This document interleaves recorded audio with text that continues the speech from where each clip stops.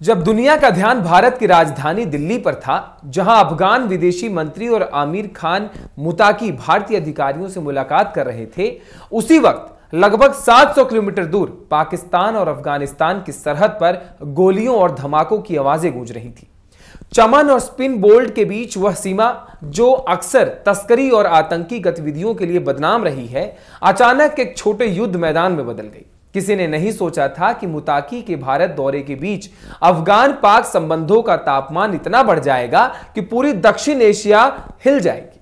पाकिस्तान का दावा है कि अफगान सुरक्षा बलों ने उनकी सीमा चौकियों पर अचानक हमला किया। इसमें दर्जनों पाक सैनिक मारे गए और कई घायल हुए। वही अफगानिस्तान ने इस दावे को पलटते हुए कहा कि पहला हमला पाकिस्तान ने किया था, जब पाकिस्तान ड्रोन और तोपखाने ने स्पिन बोल्टक और के पास अफगान इलाकों पर बमबारी शुरू कर दी। अफगान रक्षा मंत्रालय के मुताबिक उन्होंने जवाबी कार्रवाई में पाकिस्तान की कई चौकियां ध्वस्त कर दी और 58 पाक सैनिकों को मार गिराया। वहीं पाकिस्तान का कहना है कि उन्होंने 200 आतंकी लड़ाके खत्म किए और सिर्फ 23 सैनिकों की शहादत हुई है। दोनों तरफ से आंकड़ों की जंग चल रही है, लेकिन असली सवाल यह है कि भिड़ंत शुरू कैसे हुई। विशेषज्ञों के मुताबिक इस पूरे विवाद की जड़ टीटीपी यानी तहरीक ए तालिबान पाकिस्तान है, वो आतंकी संगठन जो पाकिस्तान की नजर में सबसे बड़ा खतरा है। लेकिन अफगान तालिबान पर उस नरमी बरतने के आरोप लगते हैं।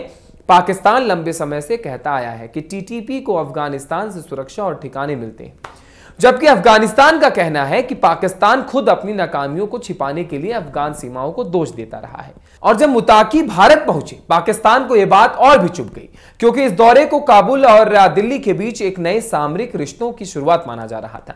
मुताकी ने भारत में बयान दिया कि अफगानिस्तान अब किसी का छोटा भाई नहीं रहेगा। उन्होंने साफ कहा, हमसे अपनी सीमाओं की रक्षा की है और आगे भी करेंगे। यानी कूटनीतिक भाषा में सीधा संदेश कि तालिबान और पाकिस्तान के दबाव में नहीं झुकेगा। अल्हम्दुलिल्लाह बहुत अच्छा सफर है और उलमाए देवबंद, तुलबाए देवबंद, बल्कि सारे इलाके के लोग आया है। मैं इसके मशकूर हूँ। उन्होंने बहुत अच्छा इस्तकबाल किया और उन्होंने ज़्यादा मेहमान नवाजी किया। जाहिर है कि उलमा और तुलबा के दरमियान वाबस्तगी बहुत तारीख़ी है, इसलिए हमें आप हज़रात और देवबंद का काबिरीन और इलाके के जो उलमा है, तुलबा है और आवाम है, सबका मशकूर हूँ।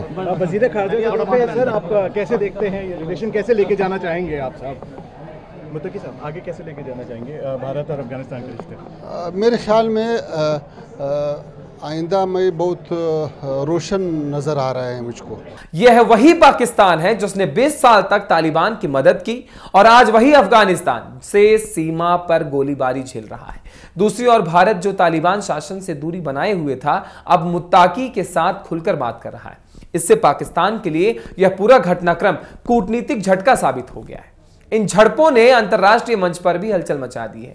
कतर, जिसने तालिबान और अमेरिका के बीच शांति समझौते से बड़ी भूमिका निभाई थी, अब फिर से मध्यस्थता के रूप में आगे आया है।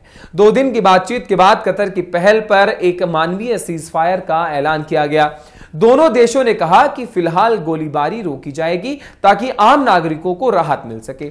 लेकिन जमीनी हकीकत यह है, सीमा के दोनों ओर तनाव अब भी कायम है। रिपोर्ट्स कहती हैं कि दोनों तरफ सेनाओं को हाई अलर्ट पर रखा गया है और अफगानिस्तान ने सीमा के पास नई टुकड़ियां तैनात कर दी हैं।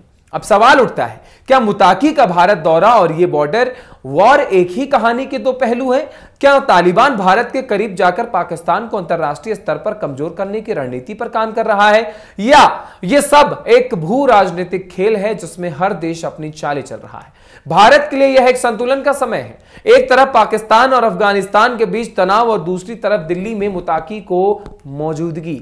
कई एक्सपर्ट्स मानते हैं कि भारत और अफगानिस्तान के साथ प्रैक्टिकल डिप्लोमेसी अपना रहा है, यानी तालिबान शासन से औपचारिक मान्यता भले न दे, लेकिन बातचीत और प्रभाव बनाए रखा हुआ है। इससे भारत को न केवल मध्य एशिया तक पहुंच मिलती है, बल्कि पाकिस्तान के खिलाफ एक रणनीतिक बढ़त भी है। और यही उस पूरी कहानी का सबसे दिलचस्प पहलू है। मुताकी भारत में बैठकर मुस्कुरा रहे थे, जबकि उनके देश की सीमा पर जंग चल रही थी। क्या यह महज एक संयोग था, या तालिबान भारत के जरिए दुनिया को यह दिखाना चाहता है कि अब अफगानिस्तान खुद फैसले लेने वाला देश बन चुका है? पॉलिसी ये है कि हमने मुतवाज़िन सियासत इख्तियार किया है। हम सब ममालिक के साथ अच्छा रवा भी चाहता है, अफगानिस्तान में 40 से ज्यादा साल हो गया कि वहां पे लड़ाई था।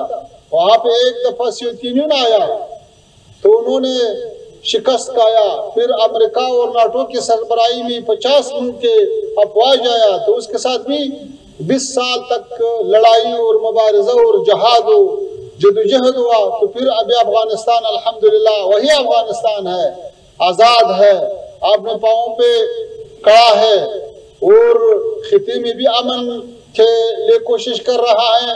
और अंदर 4 सालों से कोई बुरा वाक़या नहीं हुआ है। अफगानिस्तान में बहुत सारे अक़वाम आबाद है।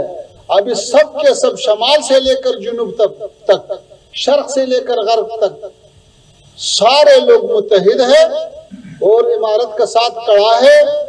तो इमारत का जो पॉलिसी है वो ये है कि पहले तो मुज़ाकरा और मुफाहिमा से सब के सब मुश्किलात हल करना चाहता है। हम ज़ीरो टेंशन के तरफदार है। फिलहाल कतर की मध्यस्थता से गोलीबारी थमी है, लेकिन राजनीतिक बारूद अब भी सुलग रहा है, क्योंकि इस पूरे संकट में सिर्फ 2 मुल्क नहीं बल्कि पूरे दक्षिण एशिया की स्थिरता दांव पर लगी हुई है। और अगर ये झड़पें फिर भड़क उठी तो आने वाले महीनों में दुनिया देख सकती है साउथ एशिया का नया फ्रंट। तो आखिर सच्चाई क्या है? क्या मुताकी का भारत दौरा पाकिस्तान के खिलाफ एक कूटनीतिक चाल थी या वाकई एक दुर्भाग्यपूर्ण संयोग? सीमा पर गोलियां चल रही थी और दिल्ली में शांति वार्ता, लेकिन खेल कहीं और ही लिखा जा रहा था, जहां राजनीति, धर्म और सत्ता का संगम बन चुका है दक्षिण एशिया का सबसे बड़ा रहस्य।